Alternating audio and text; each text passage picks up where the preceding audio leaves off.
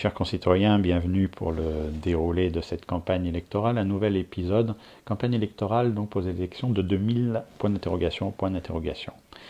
Alors ma première décision, ce sera de supprimer l'ENA.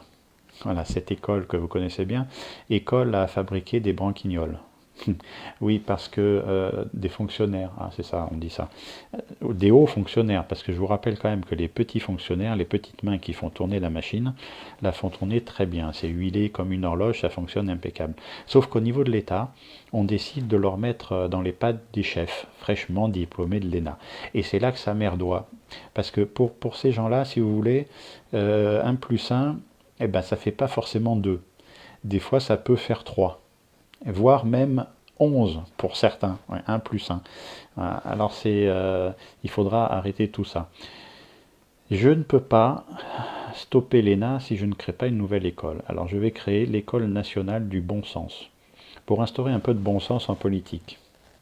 Je sais, c'est pas gagné, mais alors un exemple de ce qu'on pourrait y apprendre, c'est que, alors par exemple, si l'État engrange 100 € de taxes et d'impôts, eh bien il ne pourrait pas en dépenser 120.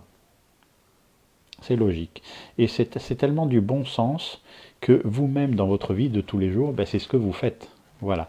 Donc il faudra leur apprendre que on ne peut pas. On ne peut pas être en permanence à découvert et surtout au-delà des limites. Parce que si vous le faites, vous, votre banquier, il vous téléphone le matin pour vous dire que c'est pas bien.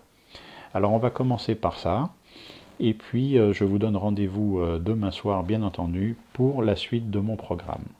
Et n'oubliez pas, vive la République et vive moi.